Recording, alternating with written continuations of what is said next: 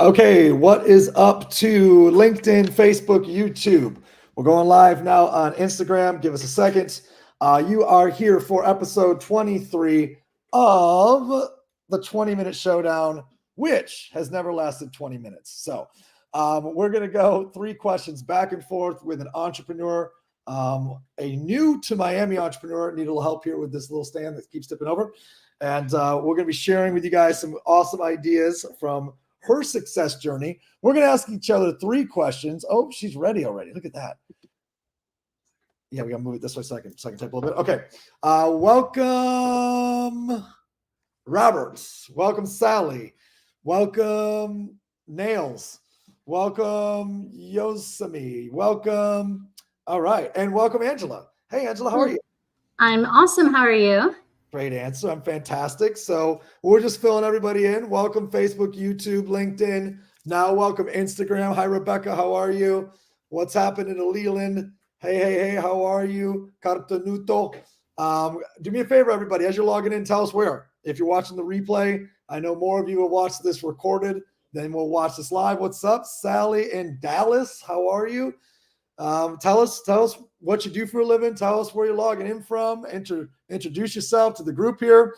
You are on episode 23 of the 20-minute showdown, which is 2 sales professionals or entrepreneurs or solopreneurs, depending who the guest is. In this case, 2 entrepreneurs that are going to share 3 questions back and forth. We don't know what we're going to ask each other. So I don't know what she's going to ask me. She doesn't know what I'm going to ask her. And that's what makes it fun, because it's not rehearsed. So tell us where you're hitting us up from. What's up, Miami? What's up, New York? What's up, JVR Freight? Good to see you, brother. And welcome to Angela Duncan, who is actually just down the street from me. We probably should have done this live. You could have just said, because you are approximately 6 blocks away. Yeah, something like that. 5 minutes. 6 blocks away. So we have 3 questions, 20 minutes or so to get them done. What's up, Rodrigo? And we're going to get those going as we speak on Mark, Get Set, Go. So actually, no, we're not going to start asking the questions. First thing we're going to do is I'm going to have Angela tell you her backstory. Take a minute or two. Tell us about you. Yeah.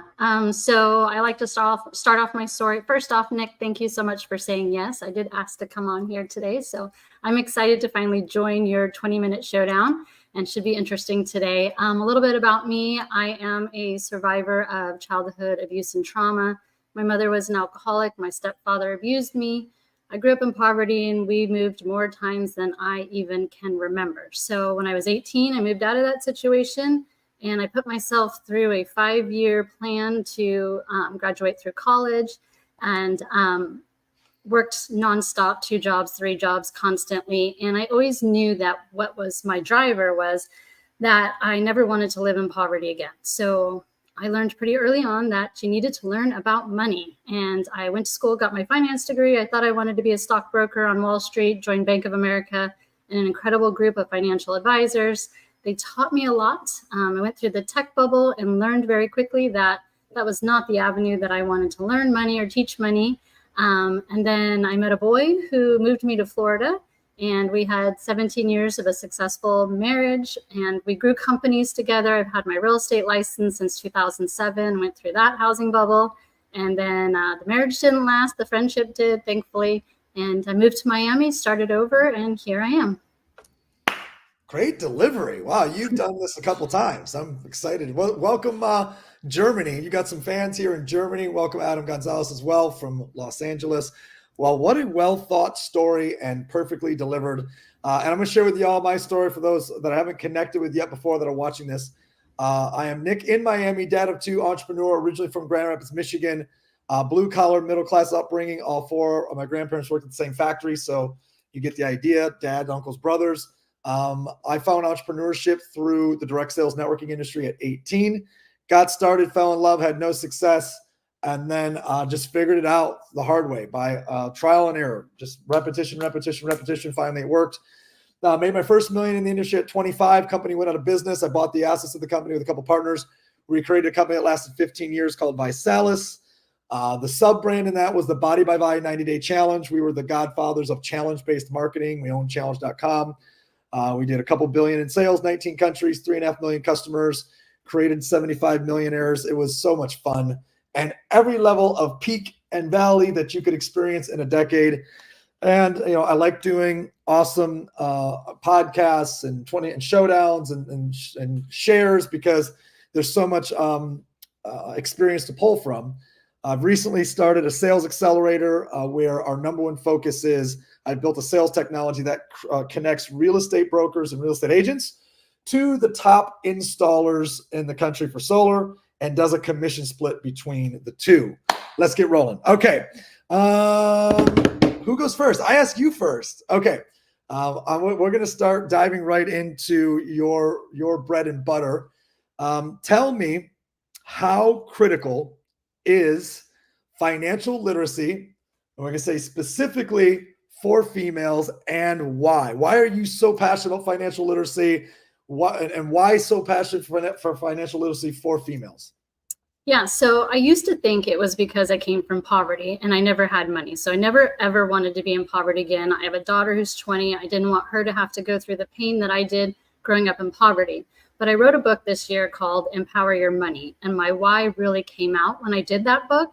For me, it was my mom. I never, ever want a woman to be in a situation, I feel like she's stuck in a situation because she has a lack of finances or a lack of financial education. So I'm very passionate about teaching women about money, because oftentimes women will stay in abusive relationships a lot longer than they should have, because they just don't have the means to get out of that relationship. And so this is my mission. Money is my mission. I want to make sure that women everywhere just have some simple financial education so that they can leave any situation that doesn't serve them. And that is Empower Her Money, correct? Yes. Well, the book was Empower Your Money, but yes, my brand is Empower Her Money. Oh, okay. That's because I typed one and they switched it while I was typing it right now. And okay, let's go three really important principles, or you decide 1 to 3 most important principles from the book to empower your money and her money. Take it away. That's a follow-up question. That doesn't count as number 2. Okay. Hey, your platform, your rules. The first one is invest in yourself. I'm a huge believer in seeking information. If you don't have money, I'm a YouTube graduate, so YouTube is free, platforms are free. Figure out what it is that you want to learn more about and become a student. For me, I am going to be a student forever, so I definitely feel like that's important. Number 2, you got to pay attention. Whether you are, so many people are in credit card debt, it's crazy. Like, they haven't even looked at their statements. To me, that's just something that you should be doing every day, if not weekly, if not monthly. That's step number 2. And then 3 is just get in the right rooms with the right people. I know a lot of people say that, but I look for opportunities, and I look for the right opportunities to say yes to, but I seek out those people so that I am always learning. I'm always leveling up my game. Everyone has a story, and I love learning about different people's stories. So that would be number 3. Someone jot this in the comments. She's giving you the magic here, but somebody respond back. Welcome, Marvin. Somebody give us the responses that she just gave back in the comments. Number 1, invest in yourself. Tell us number 2 again, just a short line. The number 2, oh gosh, I already forgot. It was check your statements. Look at your bank statements. And then number 3 is getting in the right rooms, finding the right mentorships. I'm going to put know your statements or know your numbers. And then number 3 is get in the right rooms. Okay. Give us an example of getting in the right rooms. Well, our mutual friend who introduced us, Melissa Wagi, I went to an event to see Marcus Lemonis speak, but I honestly walked away with more information watching her on a panel, and I'm a pretty shy person, so I really wanted to meet her. So the next day of the conference, I brought my best friend with me, and I told her, go make friends with Melissa because I want to get to know her. So she did, and that was just me seeking out someone else that I just knew had a powerful story that I wanted to be in her world. Yes, beautiful. So team, Empower Your Money, Angela Duncan, buy the book, invest in yourself, know your numbers and your statements, get in the right rooms. And we got a bunch of people here that are sounding off in the comments with the information. So that's my first question for you. So hit me with your first question. I'm ready. Okay, so we've only known each other a few months. I've been to Growth Wednesdays. I've watched you on the Showdown and your podcast. You are very business driven. You're like hugely focused on your goals. You've had massive success. You've lost it. You got it again. Why are you so driven still today? Like, I feel like you probably have enough money that you could retire, but you're still so focused and so driven. What drives you? Okay, so I'm gonna answer that from a business as a business answer, because the goal-driven side of me is relatively balanced, right? If you look at my goals and you look at, say, the top 100, you'd be like, oh, he's got a list of goals that are health and fitness. He's got a list of goals that are family. He's got philanthropy. So there's relatively balanced. But what currently drives me right now in this moment, it's actually very specific, and I can answer that question very specifically. Some people, have some awareness to this, but I want to prove that I can build a 9-figure a year company that's in a traditional business format that is not network marketing or not MLM. So since I was 18 years old, and I still am active in the network marketing space. In fact, I'll be in Italy with our top 1,000 salespeople this weekend in my network marketing, venture. But I have 25 years there. And up until 3 years ago, I had never done anything except passive investing. I got investments in a bunch of stuff, tech, real estate, blah, blah, blah. But I've never done anything where I led a company outside of that industry. So I want to prove that I can build at least a 9-figure year company in a non-MLM format and without my prior partners. Not because I like Blake Mullen's my best friend, brother. He'll passively and I'll passively be partnered in everything we ever do forever.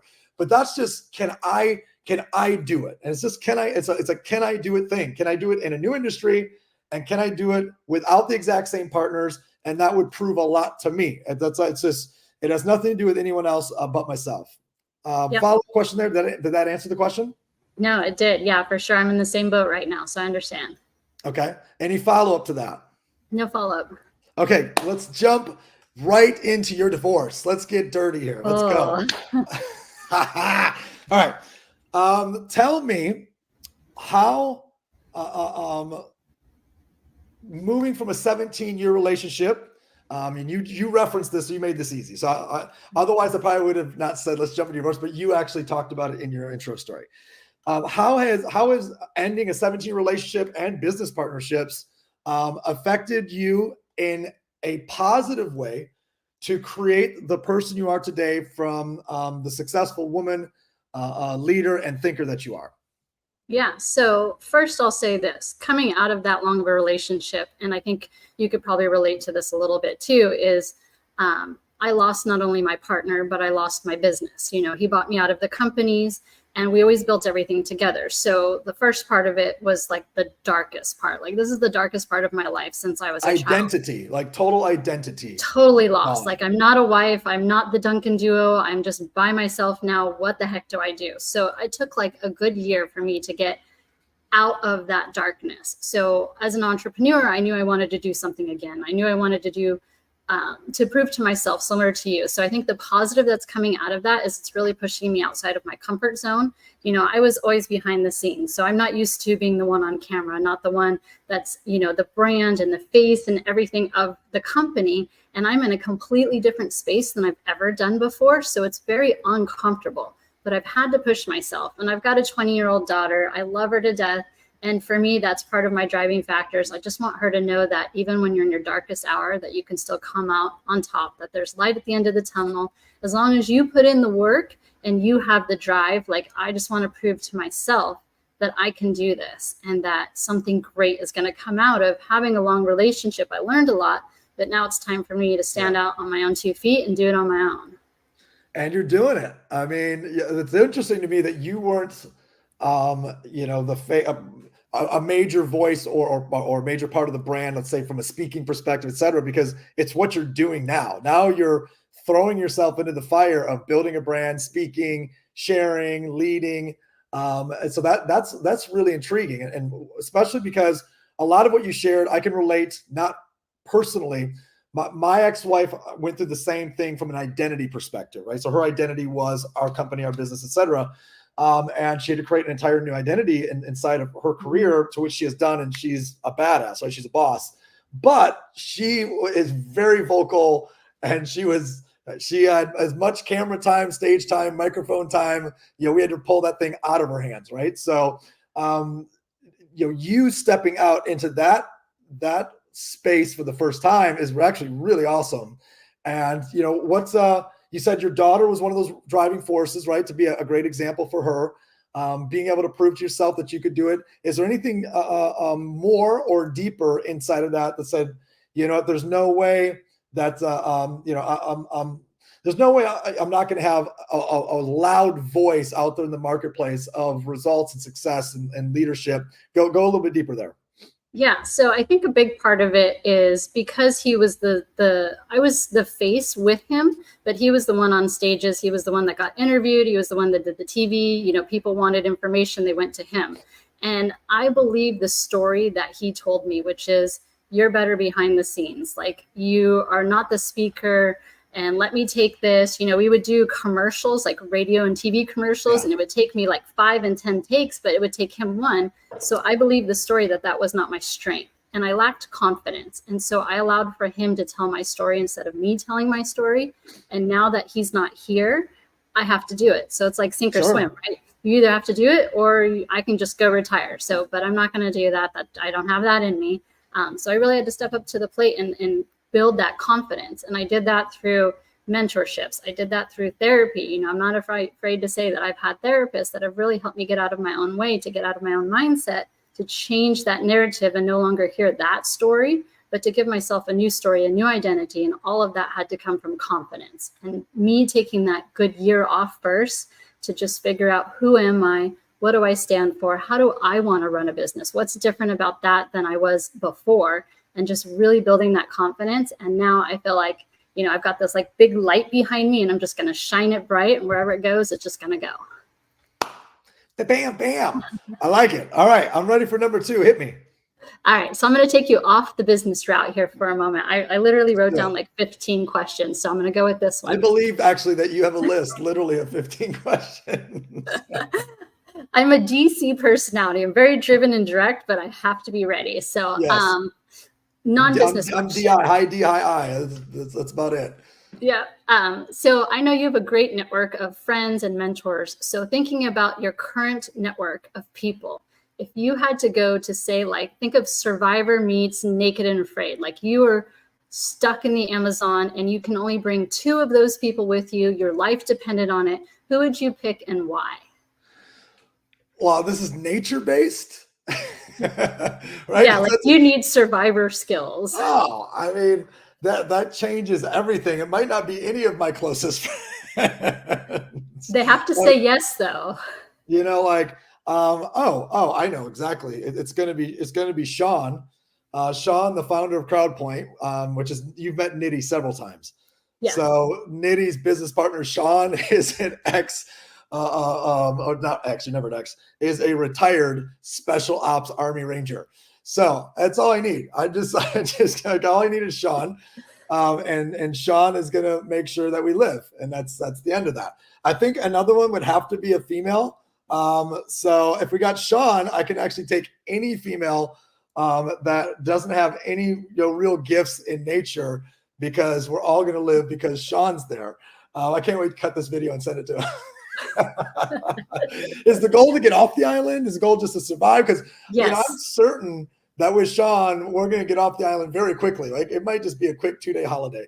But I would definitely bring a female companion, so that I enjoy that energy, that exchange, and those interactions, and whether that's detailed or not, you can draw your own conclusions. But yeah, if I'm stuck in an island, it's not going to be with all dudes. So I'm gonna get the one dude that's going to keep us alive, and then a female counterpart that's going to have great conversation, dialogue, and experiences with. So how's that for an answer? So you're not going to name the female? Okay, I'll give you that. Maybe she's on the island. she might be on the island. So, do you have a follow-up question to this? This is actually a really random question. Is there a follow-up question to that? I like answer it. Okay. You did. I like the random questions because it kind of throws you off a little bit. You're so business driven that's the environment I normally see you in. I just wanted to throw something non-business in there. Did I answer it in the context of how you're asking it? Yes, you did. You did. Okay. So shout out to all of the military vets out there or active. I'll take any of y'all with me. Just make sure I stay alive. I don't know how to start a fire. I'm fast and I'm strong, but I have zero knowledge of anything nature-based. don't tell me what leaves to like, don't tell me to go pick things to eat. Like, we're going to die. Like, but if you say like, yeah, if you're like, hey, go collect, these things or carry things or build things. Yeah. Well, no, you don't want me to build shit. I can't even pound a nail. So yeah, I'm relatively useless in all these regards. Yes. So yeah, you've exposed me. Thank you for the exposure. So, okay. My third question is I want to go towards females because I know that is the tip of the arrow. I think this is your second question. This is my second one? Yeah, because I've only asked 2. Well, no, maybe. No, that's 3. This is 3.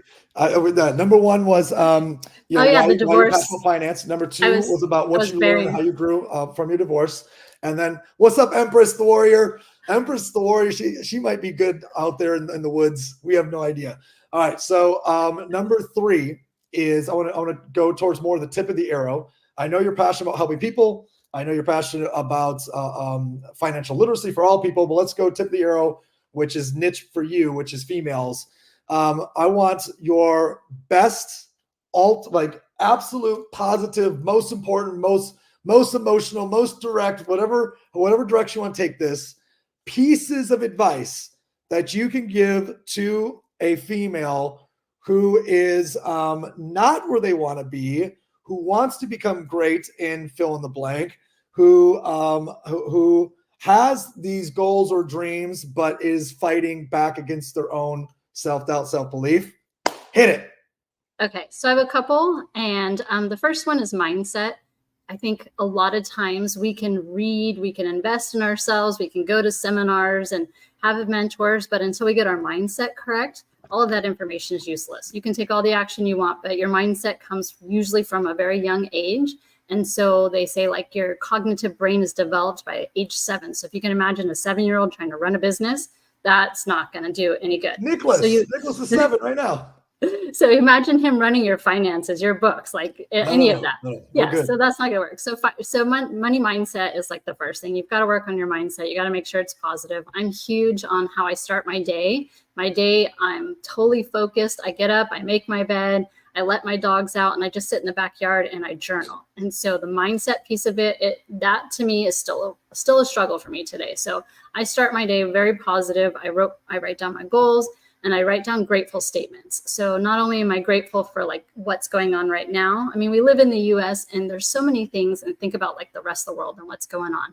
There's so many things in the US that we have immediate access to that a lot of other people don't. So I did this recently and started implementing this, and it sounds kind of funny, but I like say thank you to my car. I say thank you to the gas station, because these are things that not everybody in every country has, right? But I have access to it every single day. So mindset, being positive, being grateful is extremely important. And then also just as women, we love to help. Like I'm a heart-centered person. I run my business with my heart. I run my personal life with my heart, but we don't like to ask for help. I think men are more likely to ask for help than a woman is. But we give and give and give, but then we don't want to ask for it in return. So don't be afraid to ask. This is something that I've really had to incorporate this past year. The more that I ask for help, the more that I grow, the more that I can help other people grow. So the whole mindset piece of it first, the way I start my day, and also the way that I end my day, I think that's hugely important. I'm not a TV person. I don't have Netflix. I don't have any of those, Hulu, anything like that. I have the free version of YouTube. And I end my day watching funny stuff. So like ridiculousness, Impractical Jokers, Family Feud bloopers, like what you put into your brain is so important at the end of the day, not just the beginning part of the day. You have to control your environment. Otherwise, it's just going to get you down. There's so much negativity around us that you could easily just lose yourself in all of it. So I think what's the saying is like you have to feed your focus but starve the distractions. So making sure that what you want to focus on, you keep feeding it and feeding it. And I want to be positive. I want to be grateful. And when you surround yourself with similar people, then any of the negativity just tends to bounce out because there's just no room for it in my life. So making sure that information that my brain's receiving every day, I have to control it.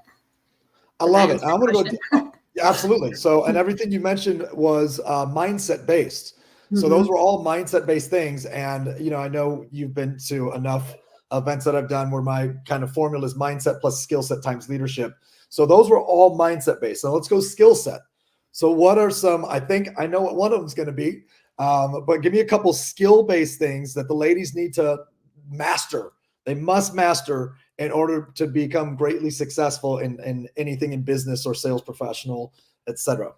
Yeah, so the first thing we hit on earlier was knowing your numbers. You need to know what your income is. You need to know what your expenses are, controlling your expenses and getting rid of stuff in your life that's just not important.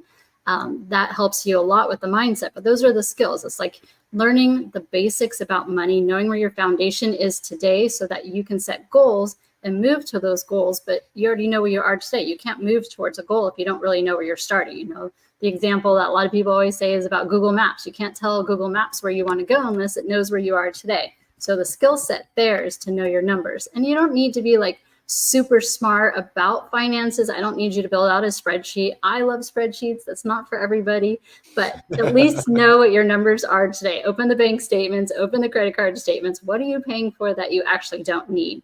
And even coming out of my divorce, I've definitely gotten away from stuff. You know, I used to live on the water. We had a $5 million house and lots of cars and crazy vacations. And then the divorce, you know, the marriage ended. So obviously that wasn't as important to me today, but having the skill set to figure out what is it that's important to you in life. And all of it, yeah, it just comes back to mindset for me. So I guess I'm very mindset focused. So the skill-based stuff for you is number one, financial literacy. Like, gotta have financial literacy. I'm going to push harder for a second skill. Give me a second skill, which is different than mindset, that you're like, look, have some mastery in blank. What would that skill be? Confidence. I locked that for a long time. Mindset. Yeah, I know. That's mindset.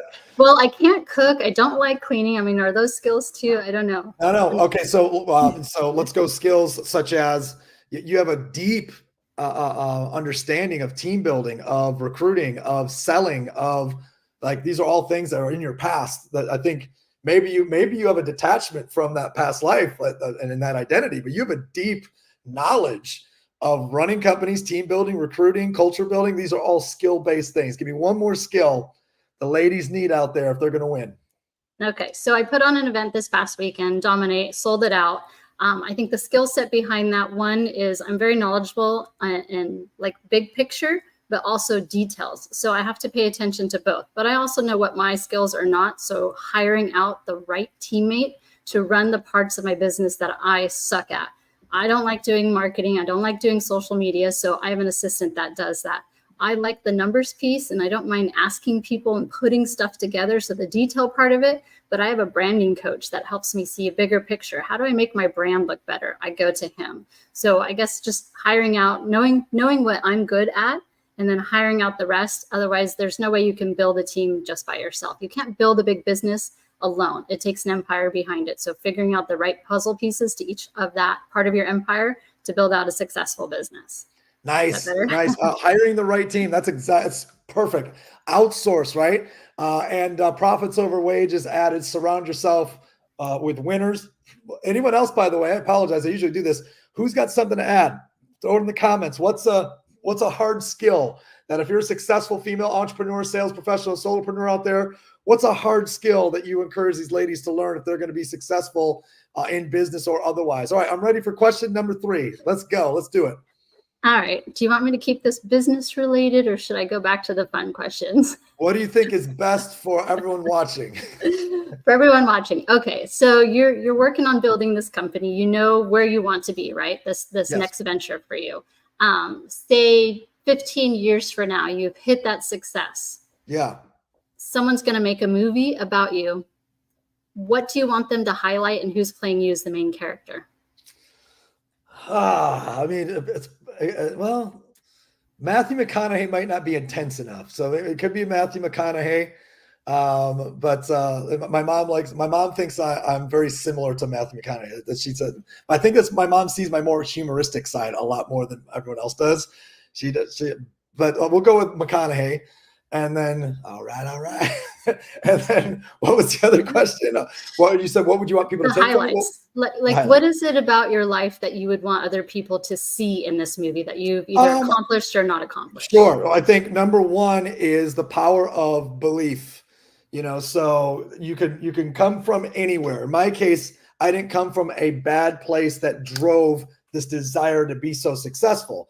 I came from a very vanilla place that drove me to not want to be vanilla, right? I didn't want to be telling the same dumbass story 20 years later. Like, I can remember my senior year of high school football, guys that had graduated 10 years coming into the locker room drunk on a Friday night to give us a pep talk before the game. I'm like, bro, like, what this isn't the NFL here. There's like 7 of you in the stands. Like, I just remember thinking that it was wild to me that the only thing these guys could still identify with 10, 12, 14 years later, they're in there going, I'd give anything for just one more game. I'm like, really? Like, you give anything for one more game? Like, live your life, bro. So sorry, that was a bit of a tangent, but that's how blue collar middle class the area was I grew up in.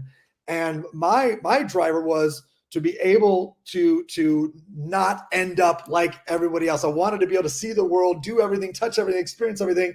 And I think a story of you can never be taught business, never come from money, never be taught entrepreneurship. You can stumble across it, and just your pure belief that anything is possible, you can achieve anything. Tenacity will turn into the results that you want, as long as you have picked a path that allows those rewards. And then also, I'm a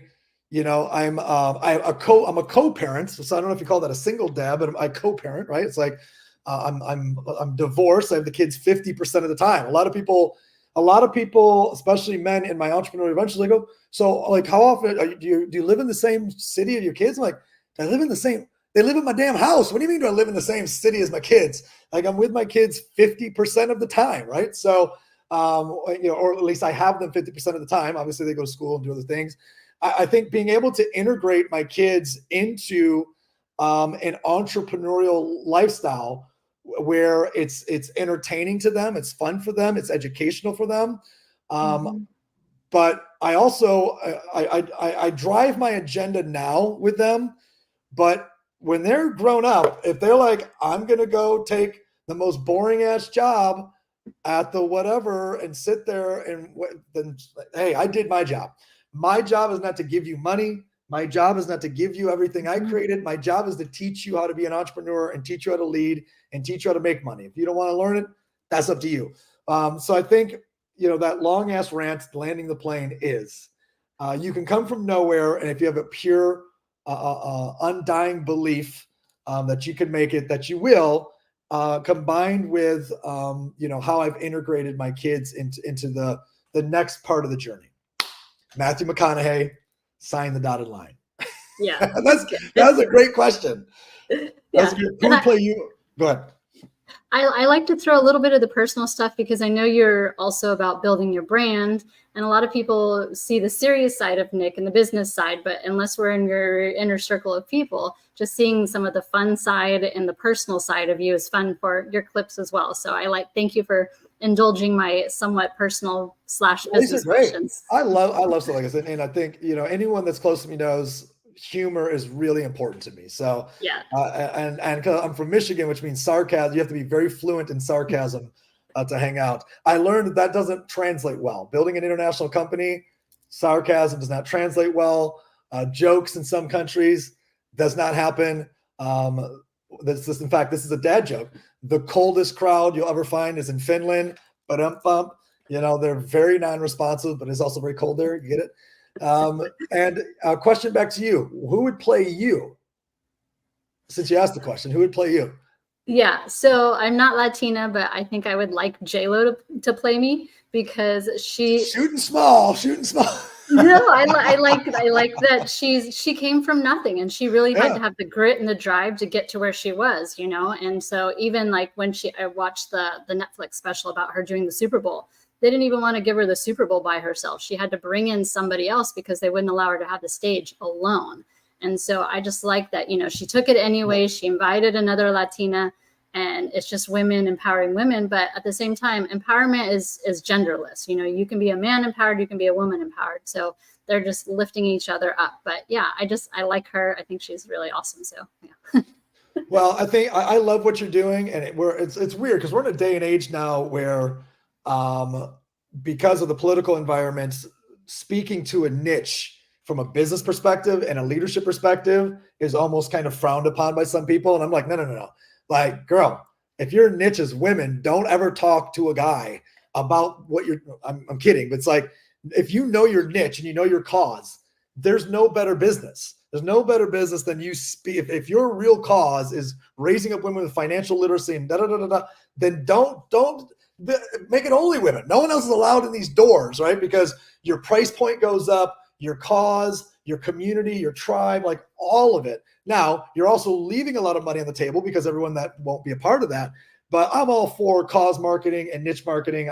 That's what I've always done in my businesses. And anyways, so we had an awesome showdown today. Tell everyone where to find you and tell everyone about this book they need to go buy. Yeah, so you find me Empower Her Money. I'm on TikTok, Instagram, Angela Duncan on Facebook. I think I'm on LinkedIn too. This is what happens when you sub it out because you kind of forget where you're at.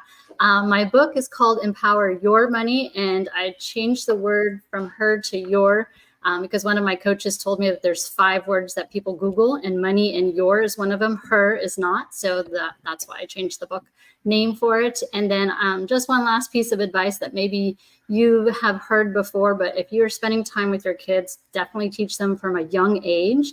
Teach them about money, teach them about business. I love what you do, Nick, but also take that a step further and find them other friends that are parents are doing the same. Because my daughter's 20, she's in college, and she struggles a little bit because a lot of 19 and 20-year-olds are out partying. They don't have jobs. They don't pay for their own stuff. And so it's hard for her to relate. So when you find those kids early on, they become friends for a long time, and then they lift each other up because they're being taught the same way from their parents too. I love it. Buy the book, Empower Your Money, Angela Duncan. Next time you have an event, please let me know. I'll promote it and post it for you, but you got to ask. It's not because you're asking for help. It's because I don't know if you don't tell me. So you just say, hey, do me a favor, post this. Of course I will. Guys, you can find me at nickslinktree.com, nickslinktree.com. That's all the things are found there. If you love today's episode, please do me a favor. Put in the comments the number one thing that you loved or learned. What did you get from it? What did you take from it? And Angela, I'm grateful for you being on, and thank you for pushing. You didn't push. You say, hey, can I be on? I'm like, yeah, I'm always looking for people. So episode 23, the Michael Jordan episode. Michael Jordan, yeah, I love that. It's closed. It's over. All right, everybody. Thank you so much. We're ending our stream. Boom.